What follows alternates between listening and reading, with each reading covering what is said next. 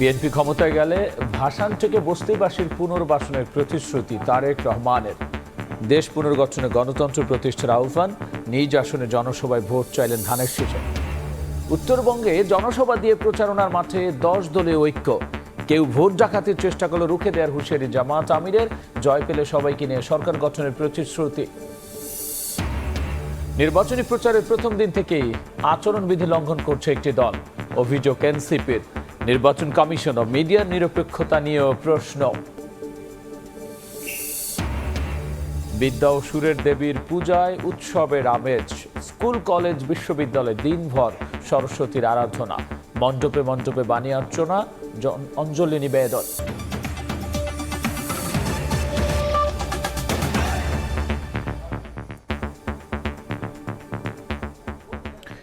প্রবাসের সময় সঙ্গে আছি আমি গোলাম রাব্বি। বিএনপি যতবারই ক্ষমতায় এসেছে দেশের উন্নয়ন করেছে মন্তব্য করে বিএনপির চেয়ারম্যান তারেক রহমান বলেছেন, স্বৈরাচারের পতনের পর মানুষ এখন ভালো পরিবর্তন চায়। মানুষের সমস্যার সমাধানে প্রয়োজন নির্বাচিত সরকার। রাজধানীতে প্রথম প্রচারণায় শুক্রবার সন্ধ্যায় ভাসান থেকে জনসভায় যোগ দিয়ে কথা বলেছেন তারেক রহমান। এ সময় দেশ গড়তে সবাইকে শপথ নেওয়ার আহ্বান জানিয়েছেন বিএনপির চেয়ারম্যান। আনুষ্ঠানিক প্রচারণার দ্বিতীয় দিন রাজধানীতে নিজ সংসদীয় আসন ঢাকা 17 জনতার মাঝে তারেক রহমান। প্রথম দিনে সিলেট বিভাগের ম্যারাথন সমাবেশ শেষে শুক্রবার সন্ধ্যায় ভাসানটেকের বিআরবি মাঠে জনসভায় যোগ দেন স্ত্রী ডাক্তার জুবাইদা রহমানকে সঙ্গে নিয়ে। এ সময় জনতার উষ্ণ অভ্যর্থনায় সিক্ত হন বিএনপি চেয়ারম্যান। নির্ধারিত মাঠ পেরিয়ে মূল সড়ক পুরোটাই পূর্ণ হয়ে যায় বিকেল পেরোতেই। ধানের শীষের স্লোগানে প্রকম্পিত হয় গোটা এলাকা। লাল সবুজের পতাকা আর ধানের তোড়া হাতে জনসভায় যোগ দেন নানা শ্রেণী পেশার মানুষ। সমগ্র বাংলাদেশের মানুষ একটি পরিবর্তন চায়। সন্ধ্যা 7টায় বক্তব্য দিতে উঠেই মঞ্চে ডেকে নেন ভ্যান চালক, গৃহিণী, শিক্ষার্থী সহ 5 জন সাধারণ ভোটারকে। জানতে চান এলাকার সমস্যা ও সংকটের কথা। এ সময় ভোটাররা দাবি জানান বস্তিবাসী এবং নিম্ন আয়ের মানুষদের পুনর্বাসন এবং এলাকার আধুনিকায়নের। আমাদের মেয়েদের জন্য কোনো কর্মসংস্থানের কোনো ব্যবস্থা নেই এখানে। আমরা বস্তিবাসী, আমাদের কিছুই নেই। আমরা চাই যে আমাদের একটা পুনর্বাসন হোক। বিএনপি ক্ষমতায় এলে ভাসানটেকের বস্তিবাসীদের পুনর্বাসনের প্রতিশ্রুতি দেন তারেক রহমান। এ সময় ফ্যামিলি কার্ড, কৃষক কার্ড, বেকারদের জন্য কর্মসংস্থান তৈরি করতে সারা দেশে ধানের শীষে ভোট চান বিএনপি চেয়ারম্যান। ধানের শীষ সরকার গঠনে সক্ষম হলে এই এলাকাবাসীর পক্ষ থেকে যেই সমস্যার কথা বলে গেছে পুনর্বাসন সহ, ইনশাআল্লাহ আমরা সেই সমস্যার সমাধান করব এই এলাকার মানুষের জন্য। বাংলাদেশের লক্ষ লক্ষ যে তরুণ সমাজের সদস্য আছে, নারী হোক পুরুষ হোক, তাদেরকে বিভিন্ন রকম ট্রেনিং দিব। এই যে এরকম একটি ফ্যামিলি কার্ড বাংলাদেশের প্রত্যেক মা বোনদের কাছে, মাদের কাছে আমরা পৌঁছে দিতে চাই। আপনাদের যে সকল আত্মীয় স্বজন, বন্ধু বান্ধব সারা দেশের বিভিন্ন জায়গায় ছড়িয়ে আছে, আগামী 12 তারিখে যেন তারা ধানের শীষকে নির্বাচিত করে তাদের স্ব এলাকায়, স্ব নির্বাচন এলাকায়। কি ভাই বোনেরা, আপনাদের এলাকার সন্তান হিসেবে কি আমি এটা দাবি করতে পারি আপনাদের কাছে? ইনশাআল্লাহ। ধানের শীষ যতবার নির্বাচিত হয়েছে ততবারই দেশের উন্নয়ন হয়েছে উল্লেখ করে তারেক রহমান বলেন, মানুষের সমস্যা সমাধানে নির্বাচিত সরকার প্রয়োজন। বলেন, স্বৈরাচারের পতন হয়েছে, এখন দেশ গড়তে হবে। দেশকে পুনর্নির্মাণ করতে গণতান্ত্রিক ব্যবস্থা প্রতিষ্ঠা করতে হবে। সবাইকে দেশ গড়ার শপথ নেওয়ার আহ্বান জানান তারেক রহমান। একমাত্র ধানের শীষকে যতবার নির্বাচিত করেছে এই দেশের মানুষ, ততবারই এই দেশের উন্নয়ন হচ্ছে, দেশের মানুষের ভাগ্যের একটু হলেও পরিবর্তন হচ্ছে। গণতান্ত্রিক ভাবে আপনারা যদি আপনাদের প্রতিনিধিকে নির্বাচিত করতে পারেন, তাহলেই কিন্তু আপনি একমাত্র আপনার এলাকার সমস্যা, আপনার সমস্যা আপনি তার কাছে নিয়ে যেতে পারবেন। দেশের প্রত্যেকটি সেক্টর বিগত 15-16 বছরের ধ্বংস হয়েছিল। এই ধ্বংস হওয়ার ফলে আজকে দেশ অনেক পিছিয়ে গিয়েছে। আমাদেরকে এগুলোকে পুনর্নির্মাণ করতে হবে। জনসভায় বক্তব্য দেন বিএনপি ও অঙ্গ সহযোগী সংগঠনের কেন্দ্রীয় এবং স্থানীয় নেতাকর্মীরাও। সকলে ধানের শীষে ভোট দিয়ে আমাদের প্রিয় নেতা বিএনপির চেয়ারম্যান জনাব তারেক রহমানকে জয়যুক্ত করবেন ইনশাআল্লাহ। দেশ, মাটি ও মানুষের জন্য দীর্ঘদিনের নেওয়া পরিকল্পনার কথা বলছেন তারেক রহমান। ভোট চাইছেন শহীদ রাষ্ট্রপতি জিয়াউর রহমান আর বেগম খালেদা জিয়ার ধানের শীষে। ঠিক একইভাবে 10 জানুয়ারি সকাল 7:30 পর্যন্ত দেশের প্রতিটি প্রান্তরে মানুষের দুয়ারে যাবেন বিএনপি চেয়ারম্যান। হাসান ওয়ালি, সময় সংবাদ, ঢাকা। পঞ্চগড়ের জনসভার মধ্য দিয়ে শুরু হয় 10 দলীয় ঐক্যের নির্বাচনী প্রচারণা। এতে অংশ নিয়ে জামাত আমির ডাক্তার শফিকুর রহমান ভোট ডাকাতির চেষ্টা করলে রুখে দেওয়ার আহ্বান জানিয়েছেন। বলেছেন, দেশবাসীকে ফেলে চরম দুঃসময়েও কোথাও পালায়নি জামাত, ভবিষ্যতেও পালাবে না। ক্ষমতা গেলে উত্তরাঞ্চলকে কৃষিভিত্তিক শিল্পের রাজধানী গড়ে তোলা হবে। 64 জেলায় মেডিকেল কলেজ নির্মাণের প্রতিশ্রুতি দিয়েছেন জামাত আমির। সমঝোতার জোটের জয় হলে 3 শর্তে সবাইকে নিয়ে জাতীয় সরকার গঠনের প্রতিশ্রুতিও দিয়েছেন তিনি।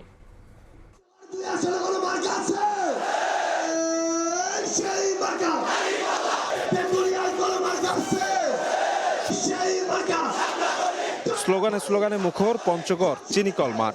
10 দলীয় ঐক্যের জনসভায় যোগ দিতে ভোর থেকেই আগমন ঘটে জেলার নানা প্রান্তের মানুষের। উত্তরাঞ্চল থেকে শুরু হলো জামায়াত আমির ডাক্তার শফিকুর রহমানের দেশব্যাপী নির্বাচনী প্রচারণা। বেলা 12টার দিকে মঞ্চে আসেন জামায়াত আমির। বক্তব্যে বলেন, নির্বাচনে জিতলে উত্তরাঞ্চলকে কৃষিভিত্তিক শিল্পের রাজধানী বানাবে 10 দলীয় নির্বাচনী ঐক্য। ভাই, আমাদের কাছে কোনো কার্ড নাই, আপনারা সবাই ভাই বোনেরা আমাদের কার্ড। আগামীতে বেকার এবং দায় দয়া মুক্ত একটা বাংলাদেশ আমরা করতে চাই।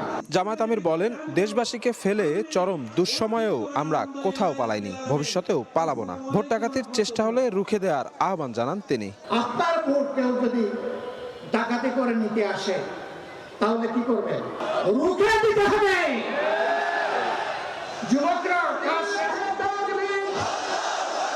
পরে দিনাজপুরে ও ঠাকুরগাঁয়ে পৃথক সমাবেশ থেকে নিজেদের কর্মপরিকল্পনা তুলে ধরেন জামায়াত আমির। জানান, 10 দলীয় ঐক্য জয়লাভ করলে 3 শর্তে সবাইকে নিয়ে সরকার গঠন করবে তারা। 3টা শর্ত শুধু মেনে নিতে হবে।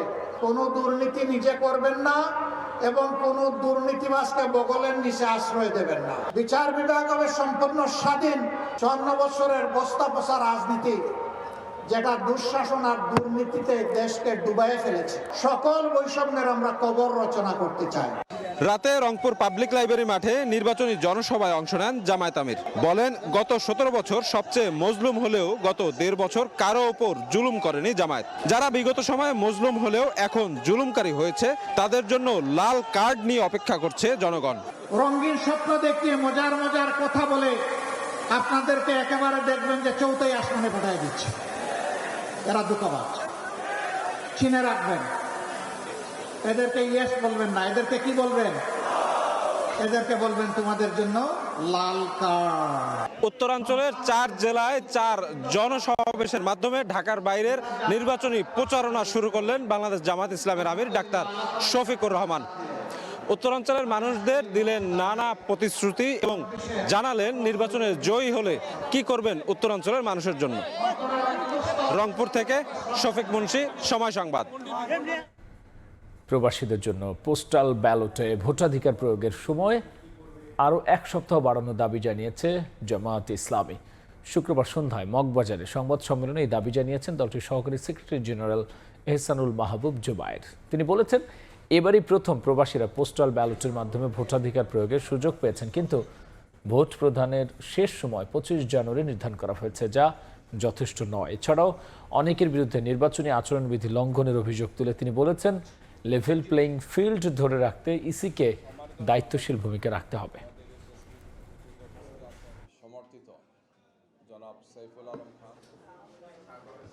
আমাদের প্রবাসীরা দীর্ঘদিন থেকে উন্মুখ হয়ে বসে আছেন, তারা ভোটাধিকার প্রয়োগ করবেন, কিন্তু এই পরিস্থিতিতে অনেকের ব্যালট পেপার পৌঁছেনি, পোস্টাল ব্যালটটা পৌঁছেনি, আর যাদের হাতে পৌঁছেছে তাদের দেওয়ার জন্য অত্যন্ত কম সময় তারা পাচ্ছেন।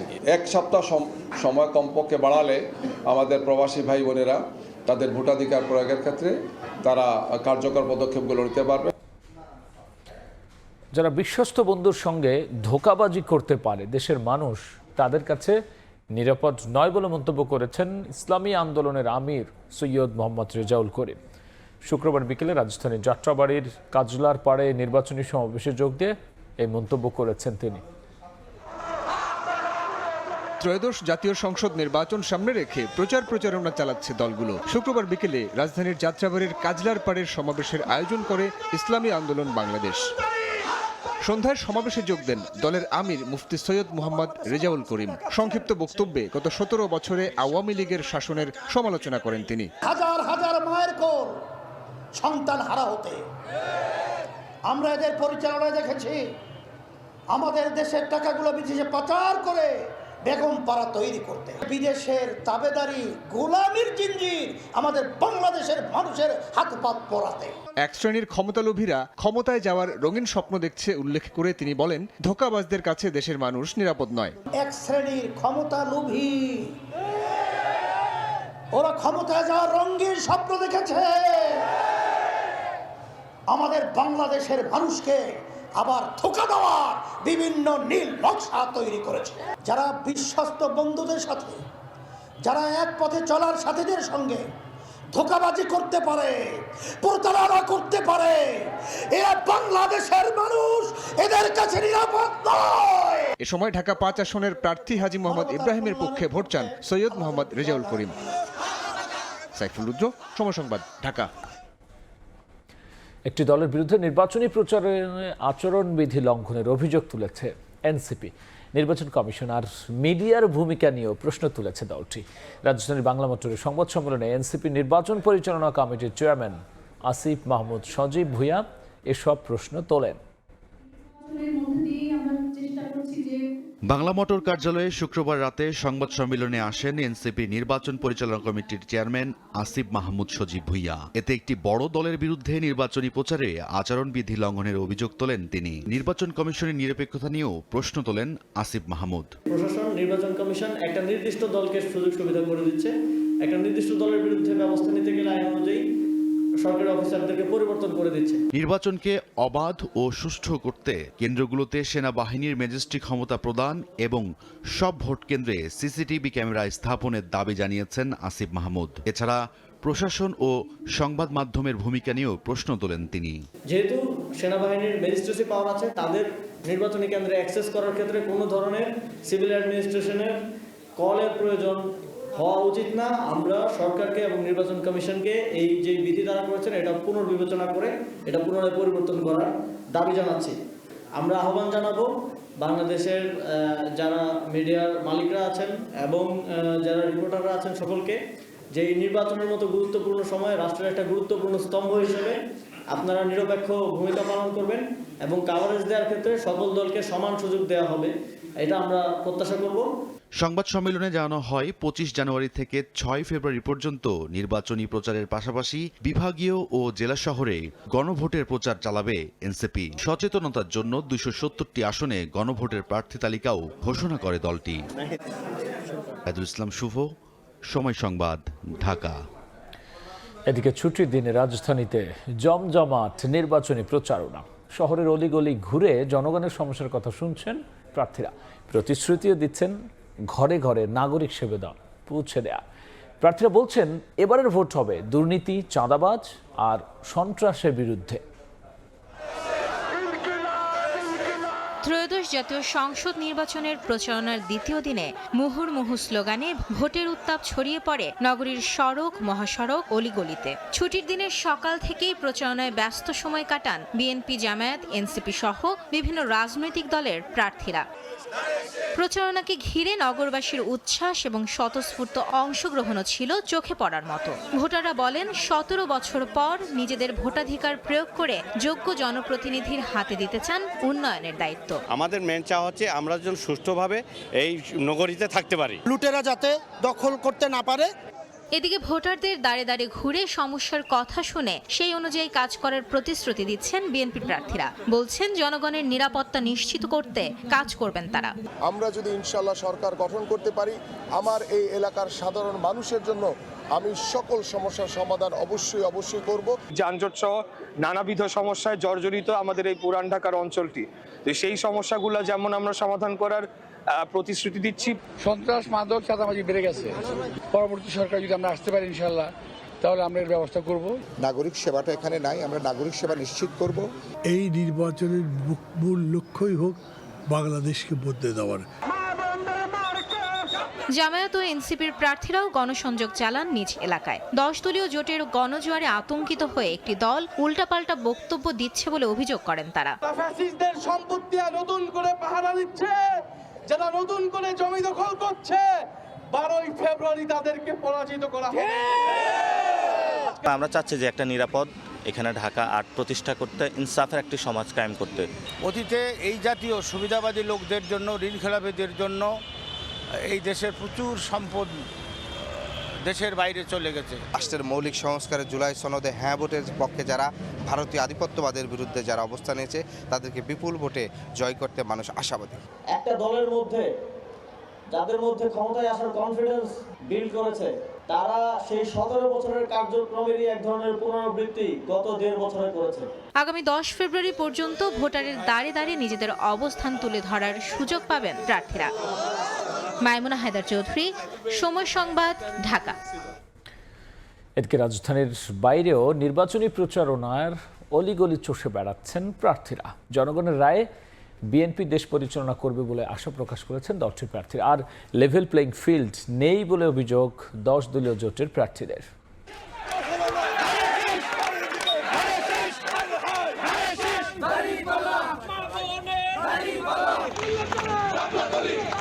রাজপথ থেকে অলিগলি সবখানেই নির্বাচনী ডামাডোল। গণসংযোগে ব্যস্ত প্রার্থীরা। ছুটির দিনেও চষে বেড়াচ্ছেন ভোটের মাঠ। শুক্রবার বিকেলে ঠাকুরগাঁও সদর উপজেলার দেবীপুরে নির্বাচনী প্রচারণা চালান বিএনপি মহাসচিব ও ঠাকুরগাঁও 1 আসনের বিএনপি প্রার্থী মির্জা ফখরুল ইসলাম আলমগীর। লিফলেট বিতরণ করে ভোটারদের সঙ্গে কুশল বিনিময় করেন তিনি। বিএনপি ছাড়া দেশকে কেউ এগিয়ে নিতে পারবে না বলে দাবি করেন দলটির মহাসচিব। আমরা ছাড়া কেউ দেশটাকে আগায় নিতে পারবে না ভাই, অতীত অভিজ্ঞতা থেকে বলতেছি, আর কেউ নাই এখন। ইনশাআল্লাহ আমরা সবাই আমাদেরকে ভোট দিয়ে সরকার গঠনের সুযোগ করে দেবেন, আমরা আমাদের উন্নয়নের কাজগুলো করতে সক্ষম হব। চট্টগ্রাম নগরীর 41 নম্বর ওয়ার্ড দক্ষিণ পতেঙ্গা এলাকায় নির্বাচনী গণসংযোগ করেন চট্টগ্রাম 11 আসনের ধানের শীষের প্রার্থী আমির খসরু মাহমুদ চৌধুরী। কক্সবাজারের চকরিয়ায় নির্বাচনী পথসভা করেন বিএনপির হেভিওয়েট প্রার্থী সালাউদ্দিন আহমদ। এ সময় তারা বলেন, দেশে যেন আর ফ্যাসিবাদ ফিরে না আসে সে ব্যবস্থা গড়ে তুলতে হবে। এমন একটি গণতান্ত্রিক ব্যবস্থা চালু রাখতে হবে যে এই গণতান্ত্রিক ব্যবস্থার মধ্যে কোনোদিনই কোনো স্বৈরাচারের ফ্যাসিবাদের উৎপত্তি না হয়। লজিস্টিক্যাল সেন্টার করব খালি বাংলাদেশের জন্য না, বাংলাদেশ, ভারতের উত্তর পূর্ব প্রদেশ, মায়ানমার, উত্তর পূর্ব এশিয়ার এটাকে লজিস্টিক্যাল হাব করব চট্টগ্রামে, পুরো উপকূলীয় অঞ্চলে। এদিন সকালে প্রচারণার দ্বিতীয় দিনে খুলনার ডুমুরিয়ায় নির্বাচনী সমাবেশ করেন জামায়াতের সেক্রেটারি জেনারেল ও খুলনা 5 আসনের হেভিওয়েট প্রার্থী মিয়া গোলাম পরোয়ার। পলিটিক্যাল ব্যাড ইন্টেনশনে যদি আবার আপনারা সেই 71কে ইউজ করেন তাহলে কি হলো? ওই ফ্যাসিবাদদেরকে যে দোষ দেই সেই ন্যারেটিভ তো আপনাদের কাছেও দেখা যাইতেছে। আপনাদের সাথে থাকলে সঙ্গী, না থাকলে জঙ্গি। প্রচারণায় নামেন কুমিল্লা 4 আসনের 10 দলীয় ঐক্যের প্রার্থী এনসিপির দক্ষিণাঞ্চলের মুখ্য সংগঠক হাসনাত আব্দুল্লাহ। দুর্নীতি ও চাঁদাবাজ মুক্ত রাষ্ট্র গড়ার প্রত্যয় ব্যক্ত করেন তিনি। প্রত্যেকটা খেটে খাওয়া মানুষ জানে, দোকানদার জানে যে হাসনাত আব্দুল্লাহ যদি নির্বাচিত হয় আর যাই হোক জীবনে 10টা টাকার জন্য কোনোদিন আসবে না। বরিশাল সদরের বেলতলা খেয়াঘাট এলাকায় নির্বাচনী প্রচারণার কার্যালয় উদ্বোধন করেন ইসলামী আন্দোলন বাংলাদেশের প্রার্থী মুফতি সৈয়দ মোহাম্মদ ফয়জুল করিম। একটা দলের প্রতি প্রশাসন যেরকম ঝুঁকে যাচ্ছে, একজন প্রোটোকল দিচ্ছে, এতে মনে হয় যেন অনেকেই মনে করে যে প্রশাসন ঝুঁকে যাচ্ছে। এছাড়া সিরাজগঞ্জ 4 আসনে নির্বাচনী প্রচারণা চালান জামায়াতের প্রার্থী মাওলানা রফিকুল ইসলাম খান। ময়মনসিংহ 5 আসনের বিএনপির প্রার্থী জাকির হোসেন বাবলু নির্বাচনী প্রচারণায় নামেন। খাদিজা স্বপ্না, সময় সংবাদ। ত্রয়োদশ জাতীয় সংসদ নির্বাচন সামনে রেখে পোস্টার নিষিদ্ধ করেছে নির্বাচন কমিশন। নির্বাচনী প্রচারে পোস্টারের জায়গায় গুরুত্ব পাচ্ছে অনলাইন মাধ্যম।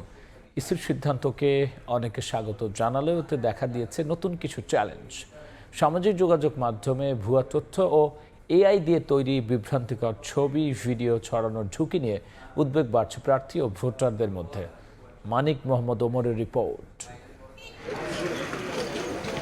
পোস্টার বাংলাদেশের নির্বাচনী সংস্কৃতিতে হয়ে উঠেছিল গুরুত্বপূর্ণ অনুষঙ্গ, কিন্তু নির্বাচন কমিশনের সিদ্ধান্ত অনুযায়ী এবারের নির্বাচনে পোস্টার নিষিদ্ধ। পোস্টারবিহীন নির্বাচনকে স্বাগত জানিয়েছেন প্রার্থীরাও। পোস্টার না থাকার বিষয়টাকে আমি খুব ভালোভাবে দেখছি। এই পোস্টারগুলোর কারণে আমাদের এনভায়রনমেন্টে একটা নেগেটিভ ইফেক্ট পড়তো। আমরা মানুষের হাতে এই লিফলেটটা গেলেই তো হয়, আর ভোটার স্লিপ পৌঁছে দিতে পারলেই হবে। নির্বাচনী প্রচারে পোস্টারের জায়গায় গুরুত্ব পাচ্ছে সামাজিক যোগাযোগ মাধ্যম। এর মধ্যে আবার দেখা দিয়েছে ভুয়া তথ্য কিংবা এআই নির্মিত ছবি ভিডিও ছড়ানোর ঝুঁকি।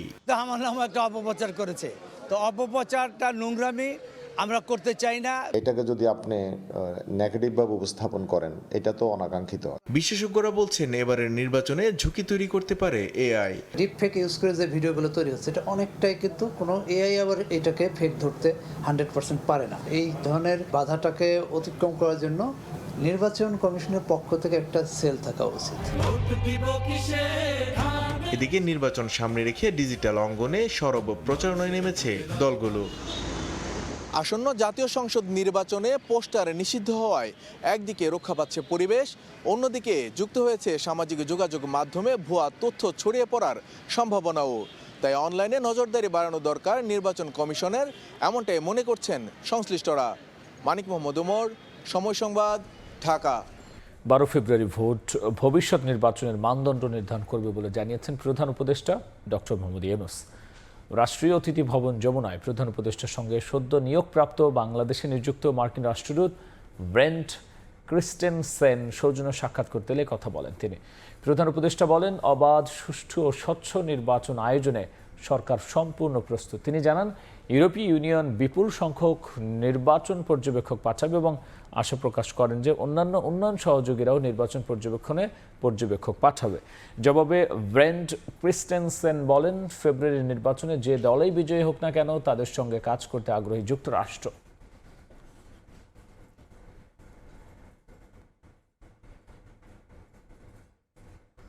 রোহিঙ্গা গণহত্যা নিয়ে আন্তর্জাতিক বিচার আদালতে গাম্বিয়ার করা মামলায় মিয়ানমারের সাম্প্রতিক বক্তব্যের তীব্র প্রতিবাদ জানিয়েছে বাংলাদেশ। রোহিঙ্গাদের বাঙালি উল্লেখ করে অবৈধ অভিবাসী প্রমাণের চেষ্টা বিভ্রান্তিকর ও ইতিহাস বিরোধী বলে জানিয়েছে ঢাকা। শুক্রবার পররাষ্ট্র মন্ত্রণালয়ের এক বিবৃতিতে কথা জানানো হয়। বাংলাদেশ বলছে, তাদের বাঙালি আখ্যা দিয়ে সন্ত্রাস বিরোধী অভিযানের নামে 2016-17 সালের সহিংসতা গণহত্যার বৈধতা প্রমাণের চেষ্টা করছে মিয়ানমার।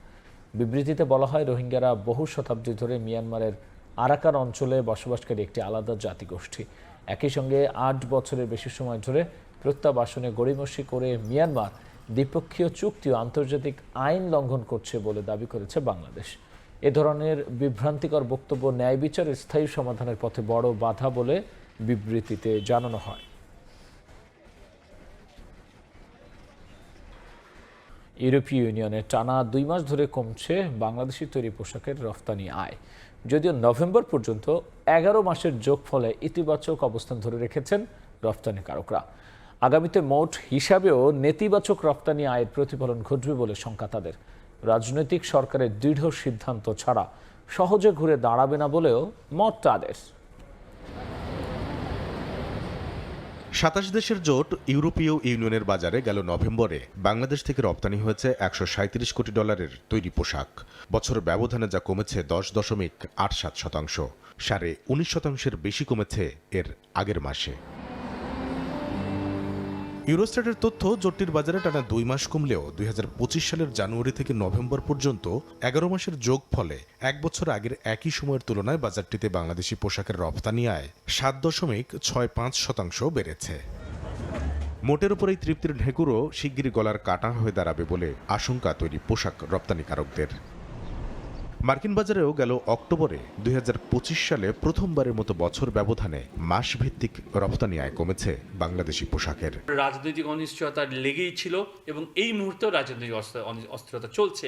কাজে আপনারা দেখবেন যে আমাদের overall business situation is very much down, আমাদের এক্সপোর্ট ইজ ডাউন। সামনে দেখতে পাচ্ছি সামনের দিনগুলোতে আমাদের প্রবৃদ্ধি নিচের দিকে যাবে।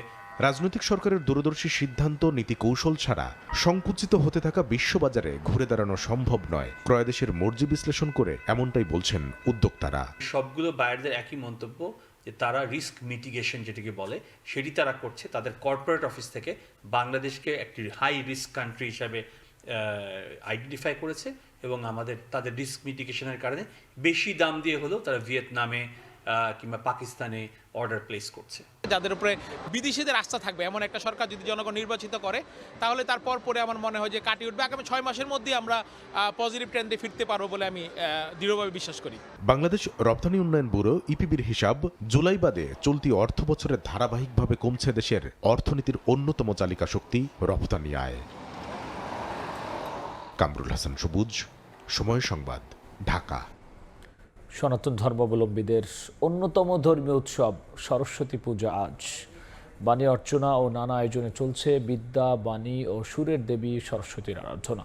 ভোর থেকে মণ্ডপে আসতে থাকেন শিক্ষার্থীরা। রাজধানীতে সরস্বতী পূজার প্রধান আকর্ষণ ঢাকা বিশ্ববিদ্যালয়ের জগন্নাথ হলের মাঠ জুড়ে বিভিন্ন বিভাগের আয়োজনে গড়ে উঠেছে ৭৬টি মণ্ডপ। বিদ্যা, বুদ্ধি ও জ্ঞানে আলোকিত হবেন এমনটাই প্রত্যাশা ভক্তদের।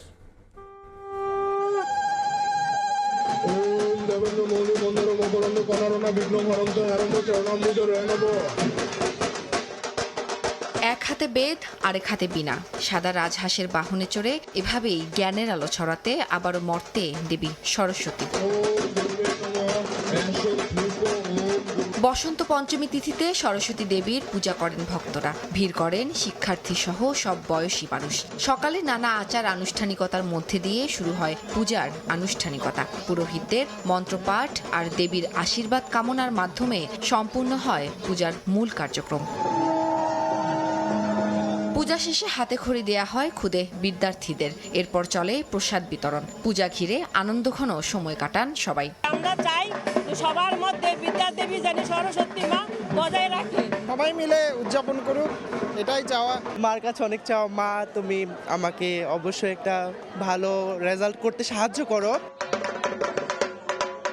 বিদ্যার দেবী হিসেবেই পরিচিত দেবী সরস্বতী, তাই শিক্ষার্থী সহ সবার চাওয়া বিদ্যা, বুদ্ধি, জ্ঞানে আলোকিত হোক জীবন। মার কাছে প্রার্থনা করব যেন দেশের এই অস্থিতিশীল অবস্থাটা যেন স্থিতিশীলতায় ফিরে আসে এবং সবার মাঝে শান্তি বিরাজ করে। অঞ্জলি দিব, প্রসাদ নিব মায়ের, তারপরে ঘোরাঘুরি করব। ঢাকা বিশ্ববিদ্যালয় জগন্নাথ হলের মাঠ জুড়ে বিভিন্ন বিভাগের আয়োজনে আলাদা ৭৬টি মণ্ডপ হয়েছে, যেখানে ভিড় করেন সব বয়সী মানুষ। জ্ঞান মানুষকে নম্র ও ভদ্র করে, জ্ঞান মানুষকে শেখায় সংযত হতে। তাই দেবীর কাছে আজ ভক্তদের চাওয়া জ্ঞানের আলোয় আলোকিত হোক ভুবন, প্রতিষ্ঠিত হোক সত্য ও সুন্দর। উম্মে হানি, সময় সংবাদ, ঢাকা। নিয়ম নীতির তোয়াক্কা না করে মানিকগঞ্জে চলছে ইটভাটা কার্যক্রম। গাছ, টায়ার পুড়িয়ে ইটভাটা চালানোয় দূষিত হচ্ছে পরিবেশ। আশপাশের ফসলেরও হচ্ছে ব্যাপক ক্ষতি। এই অবস্থায় অনেকটাই নিশ্চুপ প্রশাসন। রমজান আলীর তোলা ছবি এবং মোহাম্মদ ইউসুফ আলীর পাঠানো তথ্য নিয়ে দেখব বিস্তারিত। ইট ভাটা থেকে নির্গত হচ্ছে বিষাক্ত কালো ধোঁয়া, দূষিত হচ্ছে পরিবেশ। স্থানীয়দের অভিযোগ, মানিকগঞ্জের অধিকাংশ ইট ভাটাতে পোড়ানো হয় গাছ ও টায়ার। এতে জনবসতিপূর্ণ এলাকার পরিবেশ নষ্ট হচ্ছে। ফসলেরও ব্যাপক ক্ষতি হওয়ায় লোকসানের আশঙ্কা করছেন কৃষকরা। ইট ভাটার কারণে কালো ধোঁয়াতে আমাদের শস্য কম হচ্ছে, এই সরিষা হচ্ছে না, এই ধান হয় না। বাড়ির আমটাম ফল টলের আবাদ টাবাদ, তারপরে 6-3 ফসলের জায়গা, সে জায়গা যদি মনে হয় ধোয়ার জন্য শস্য কন ধান কন সবারই ক্ষতি হইতেছে। গেছে বছর ধান আমাকে পুরে একেবারে সাবা হয়ে গেল, কিছু টাকা আমাকে ডিসমাল প্রতি তারা একখানে পয়সা দিয়ে দিল। এদিকে কাঠ পোড়ানো নিষিদ্ধ থাকলেও নানা অজুহাত দেখাচ্ছে ইট ভাটার সঙ্গে সম্পৃক্তরা। আমি কাঠ ব্যবহার ওরকম কোনো কিছু করি না, যা ব্যবহার করে যা লোকজনের রান্না বান্না করার জন্য যে লাট ওটাই ব্যবহার করি। জাস্ট হালকা কিছু আমি ব্যবহার যারা জাত সামান্য আর কি, কৃষকদের সাথে যাতে ক্ষতি না হয় ওই চিন্তা ভাবনা করে আমরা এই আমাদের ইটা চালানোর চেষ্টা করি। শুধু ফায়ারিং এর সময় হয়তো 2-4 ঘন্টা 100 মণ 150 মণ কাঠ আমরা পোড়াই, এইটুকু, এরপর আর কোনো কাঠই প্রয়োজন হয় না। এই ব্যাপারে দায় ছাড়া জবাব জেলা প্রশাসন ও পরিবেশ অধিদপ্তরেরও। গাছ পোড়ানোর বিষয়ে যদি স্পেসিফিক কোনো নিউজ থাকে, সেটা যদি আমরা জানতে পারি, আমরা অবশ্যই জেলা প্রশাসনকে অবহিত করব। আমরা নির্বাহী ম্যাজিস্ট্রেট পেলে আমরা ইটভাটা অভিযান করব। ইটভাটা সেটি যদি অবৈধ ইটভাটা হয়, সেটির বিরুদ্ধে পরিবেশ অধিদপ্তর এবং আমাদের ম্যাজিস্ট্রেটরা নিয়মিত অভিযান পরিচালনা করছে। আইন অনুযায়ী আমরা সার্বক্ষণিক তাদের বিরুদ্ধে অভিযান পরিচালনা করছি। জেলা পরিবেশ অধিদপ্তরের দেয়া তথ্য মতে মানিকগঞ্জের 7 উপজেলায় 124টি ইটভাটা রয়েছে। এর মধ্যে 21টি ইটভাটায় অবৈধ। সময় সংবাদ, মানিকগঞ্জ। জাপানের প্রথম নারী প্রধানমন্ত্রী হিসেবে দায়িত্ব গ্রহণের 3 মাসের মাথায় পার্লামেন্ট ভেঙে দিলেন সানায়ে তাকাইচি। শুক্রবার আনুষ্ঠানিকভাবে পার্লামেন্ট ভেঙে দিয়ে 8 ফেব্রুয়ারি আগামী নির্বাচনের তারিখ ঘোষণা করা হয়। নির্বাচনে পার্লামেন্টের নিম্নকক্ষে 465টি আসনের সবগুলোতেই ভোট হবে। আগামী মঙ্গলবার থেকে 12 দিনের নির্বাচনী প্রচার শুরু হবে। এর আগে গেল সোমবার আগাম নির্বাচনের ঘোষণা দিয়েছিলেন প্রধানমন্ত্রী তাকাইচি। গত অক্টোবরে দায়িত্ব নেওয়ার পর মাত্র 3 মাসেই প্রায় 70% জনসমর্থন পান তিনি। নিজের জনপ্রিয়তাকে কাজে লাগিয়ে সাম্প্রতিক বছরগুলোতে সমর্থন হারানো ক্ষমতাসীন দলের অবস্থান শক্ত করতে তিনি এই নির্বাচনে যাচ্ছেন বলে মনে করছেন অনেকে। ধ্বংসস্তূপে পরিণত হওয়া গাজাকে পর্যটন নগরীতে পরিণত করতে চায় যুক্তরাষ্ট্র, যেখানে থাকবে আকাশচুম্বী ভবন, বিমানবন্দর, সমুদ্র বন্দর সহ বিশাল শিল্পাঞ্চল এলাকা। মার্কিন প্রেসিডেন্ট ডোনাল্ড ট্রাম্পের গাজা শান্তি পরিষদের অধীনে উপত্যকাকে রূপান্তরের রূপরেখা তুলে ধরা হয়েছে সুইজারল্যান্ডের দাভোসে আয়োজিত বিশ্ব অর্থনৈতিক ফোরামে। ইসরায়েলি আগ্রাসনে ধ্বংসস্তূপে পরিণত হয়েছে গাজা। দখলদার বাহিনীর হামলায় উপত্যকাটির 81% স্থাপনা ক্ষতিগ্রস্ত বা ধ্বংস হয়েছে। বাস্তুচ্যুত হয়েছে লাখ লাখ মানুষ। স্থানীয় সময় বৃহস্পতিবার সুইজারল্যান্ডের দাভোসে বিশ্ব অর্থনৈতিক ফোরামের মঞ্চে গাজাকে নতুন করে গড়ে তোলার পরিকল্পনার কথা জানায় যুক্তরাষ্ট্র। এতে ভূমধ্যসাগরীয় উপকূলে আকাশচুম্বী ভবন, পর্যটন অঞ্চল, আবাসিক এলাকা ও শিল্পাঞ্চল গড়ে তোলার নকশা দেখানো হয়। পাশাপাশি পরিকল্পনায় আরও বলা হয় প্রায় 21 লাখ মানুষের জন্য ধাপে ধাপে নতুন আবাসন, কৃষি ও শিল্পভিত্তিক অবকাঠামো নির্মাণের কথা, যার সূচনা হবে রাফা অঞ্চল থেকে। মার্কিন প্রেসিডেন্ট ডোনাল্ড ট্রাম্প বলেন, গাজার ভৌগোলিক অবস্থানকে কাজে লাগিয়ে এটিকে অর্থনৈতিকভাবে আকর্ষণীয় এলাকায় রূপ দেওয়া হবে। পরিকল্পনা অনুযায়ী নতুন রাফাতে 1 লাখের বেশি স্থায়ী আবাসন, 200 শিক্ষা প্রতিষ্ঠান ও 75টি চিকিৎসা কেন্দ্র গড়ে তোলা হবে। মিশর সীমান্তের কাছে নতুন সমুদ্র বন্দর ও বিমানবন্দর নির্মাণের পাশাপাশি ইসরায়েল মিশর সীমান্ত সংলগ্ন একটি নিরাপত্তা করিডোর রাখার কথা উল্লেখ আছে। মার্কিন প্রেসিডেন্ট ডোনাল্ড ট্রাম্প বলেন, গাজার ভৌগোলিক অবস্থানকে কাজে লাগিয়ে এটিকে অর্থনৈতিকভাবে আকর্ষণীয় এলাকায় রূপ দেওয়া হবে। মালিহা সুহরওয়ার্দী, সময় সংবাদ। শীতকালীন তুষারপাতের পাশাপাশি শক্তিশালী ঝড়ের মুখোমুখি হতে যাচ্ছে যুক্তরাষ্ট্র। এরই মধ্যে দেশটির অন্তত 12টি অঙ্গরাজ্যে জরুরি অবস্থা ঘোষণা করা হয়েছে। ইরাকের মসুলে প্রবল তুষারপাতে জনজীবন বিপর্যস্ত হয়ে পড়েছে। এদিকে ভারী তুষারপাতের মধ্যে ভিন্ন চিত্র ভারতের হিমাচল প্রদেশে। মৌসুমের প্রথম তুষারপাত উপভোগে ভিড় বেড়েছে পর্যটকদের। আকাশ থেকে ঝিরঝির করে নেমে আসছে শ্বেতশুভ্র তুষার। মৌসুমের প্রথম ভারী তুষারপাতে যেন রূপকথার রাজ্যে পরিণত হয়েছে ভারতের হিমাচল প্রদেশ। বরফের চাদরে মুড়িয়ে আছে রাজধানী সিমলা, মানালি সহ বিভিন্ন এলাকা। তীব্র শীতের মধ্যেও বাইরে বের হচ্ছেন স্থানীয় বাসিন্দা সহ পর্যটকরা। কেউ ছাতা হাতে নিজেকে তুষার থেকে রক্ষা করছেন, কেউ বা তুষারপাতকেই উপভোগ করছেন। এ সময় নাচে গানে উচ্ছ্বাস প্রকাশ করতে দেখা যায় অনেককে। একই চিত্র জম্মু কাশ্মীরেও। এমন পরিস্থিতিতে আগামী কয়েক সপ্তাহ এসব এলাকায় পর্যটকের সংখ্যা আরও বাড়বে বলে আশা প্রকাশ করেছেন সংশ্লিষ্টরা।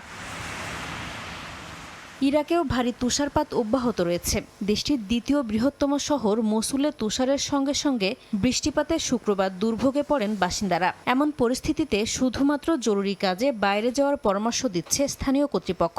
এছাড়া নিম্নচাপের প্রভাবে দেশটিতে শনিবার পর্যন্ত বৃষ্টিপাত অব্যাহত থাকবে বলে জানিয়েছে আবহাওয়া দফতর।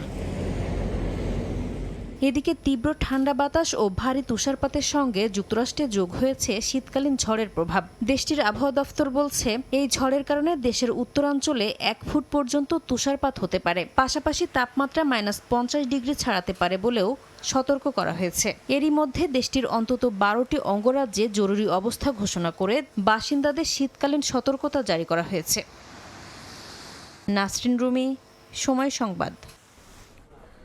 পর্দা উঠল কলকাতা আন্তর্জাতিক পুস্তক মেলা 2026-এর। উপস্থিত ছিলেন এবছরের থিম কান্ট্রি আর্জেন্টিনার প্রতিনিধি দল। মেলার আয়োজক সংস্থা গিল্ডের সম্পাদক ও সভাপতির পাশাপাশি রাজ্য মন্ত্রিসভার একাধিক সদস্য। তবে মেলার প্রথম দিনেই বাংলাদেশের প্যাভিলিয়নের খোঁজে এসে বহু পাঠক ফিরে যান। সুব্রত আচার্য জানাচ্ছেন বিস্তারিত। ছবি তুলেছেন বিশ্বজিৎ দাস। এবারের কলকাতা আন্তর্জাতিক পুস্তক মেলায় বসেছে মোট 1100টি স্টল। এর মধ্যে রয়েছে 21টি দেশের নিজস্ব প্যাভিলিয়ন, পাশাপাশি কলকাতার প্রাচীন ও নবীন বহু প্রকাশনার স্টল। থিম কান্ট্রি আর্জেন্টিনার প্যাভিলিয়ন সেজে উঠেছে নজরকাড়া রং ও আলোয়। রীতি মেনে হাতুড়ি টুকে মেলার উদ্বোধন করে মুখ্যমন্ত্রী মমতা বন্দ্যোপাধ্যায় বলেন, বইয়ের কোনো সীমানা নেই, বই আবেগ, সংস্কৃতি আর বিশ্ব মিলনের মেলায় পরিণত হয়। তিনি আগামী বছর কলকাতা বইমেলার 50তম বর্ষপূর্তির কথাও উল্লেখ করেন। 50তম বইমেলার আগে 50-এর ডাক শুরু হয়ে গেল। বলতে পারেন বইমেলা আমাদের আবেগ, আমাদের সংস্কৃতি এবং বিশেষ করে এটা বিশ্ব সাহিত্যের বিশ্ব মিলন মেলায় পরিণত হয়। প্রথম দিনেই মেলায় ছিল চোখে পড়ার মতো ভিড়। নতুন বইয়ের সুবাস নিতে দূর দূরান্ত থেকে হাজির হয়েছেন বইপ্রেমীরা। তবে নির্ধারিত স্থানে বাংলাদেশের প্যাভিলিয়ন না থাকায় অনেকের মন খারাপ। সেই সঙ্গে ক্ষোভের কথাও জানিয়েছেন তারা। আমাদের সঙ্গে বাংলাদেশের যে সংস্কৃতি, যে মেলবন্ধন রয়েছে, সেই মেলবন্ধন প্রায় একই রয়েছে। আমার মতো কোটি কোটি মানুষ আছে, বাংলাদেশের স্টল যে এখানে বইমেলাতে হচ্ছে না, এটা খুবই দুঃখজনক ব্যাপার। যে পাখির যেমন কোনো সীমান্ত নেই, বাতাসের যেমন কোনো সীমান্ত নেই, বইয়েরও কোনো সীমান্ত থাকা দরকার নেই। 3 ফেব্রুয়ারি পর্যন্ত চলবে এই বইমেলা। গত বছর কলকাতা বইমেলায় 27 লাখ পাঠক 23 কোটি টাকার বই কিনে রেকর্ড গড়েছিলেন। আয়োজকদের আশা এবছর সেই রেকর্ড ভেঙে নতুন মাইলফলক তৈরি হবে। সুব্রত আচার্য, সময় সংবাদ, কলকাতা। দাপুটে জয়, প্রথমবার শিরোপা জিতে উৎসবে মাতলেন রাজশাহী ওয়ারিয়র্সের ভক্তরা। অনেকেই মেগা ফাইনাল দেখতে এসেছেন রাজশাহী থেকে। চট্টগ্রামকে হারিয়ে শিরোপা জেতায় উচ্ছ্বসিত পদ্মাপাড়ের ভক্তরা। তবে বন্দরনগরীর পারফরমেন্স হতাশে অনেক সমর্থক। রাস্তা থেকে আসি কালকে রাত্রে, আজকে সকালে তো সারাদিন মনে করেন যে ঘুরছি স্টেডিয়ামের, মনে করছি সার্থক। মুশফিক ভাই তৃতীয়বারের মতো কাপ পাইছে, খুব খুশি। মানে ভাষায় প্রকাশ করার মতো না, তার রাজশাহী তো বরাবরই ভালো খেলছে। মুশফিকের হ্যাটট্রিক শিরোপা, মুশফিক আবার আমাদের হচ্ছে কেনি উইলিয়ামসন বরাবরই ভালো খেললো। তানজিদ সামি একলাই খেলার ব্যবধান, স্যার বিনন্ডার বোলিং তো বলা নাই। নেক্সট গত ম্যাচে 4 উইকেট, আর আজকেটাও তাই সেম, মানে ওনার বোলিং সম্পর্কে বলা নাই, সুপার বোলিং অসাধারণ। সেই ক্ষেত্রে আমরা চাই ওয়ার্ল্ড কাপটা হোক এবং বাংলাদেশকে শ্রীলঙ্কা হোক বা পাকিস্তানে হোক আমাদেরকে হোস্ট করা হোক। বিসিবির টিমটা ওইভাবে জমাইতে পারে নাই, রাজশাহী যথেষ্ট ভালো খেলছে।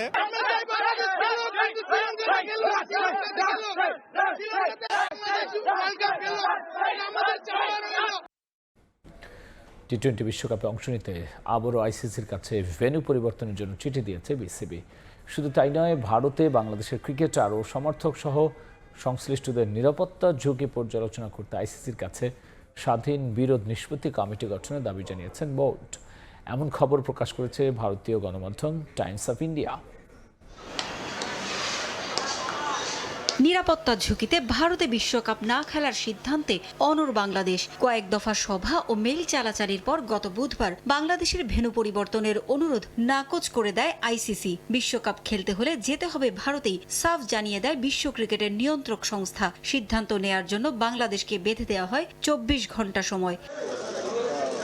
এরপরই রাজধানীর একটি হোটেলে ক্রিকেটারদের সঙ্গে সভায় বসেন বোর্ড ও উপদেষ্টা। এই সভার পরই ভারতে টি-20 বিশ্বকাপ বর্জনের ঘোষণা দেয় বিসিবি।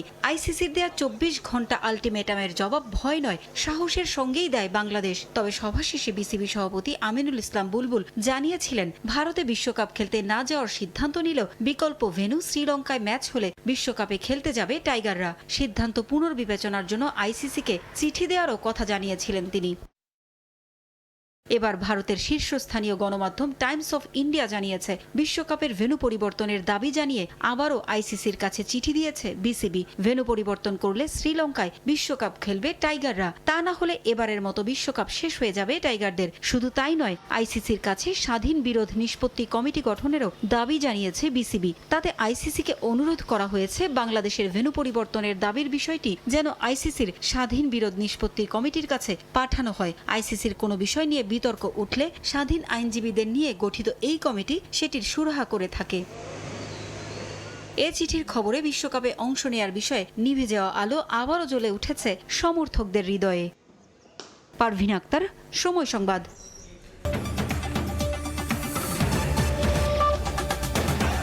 এই ছিল প্রবাসের সময়। সঙ্গেই থাকুন সময়ের।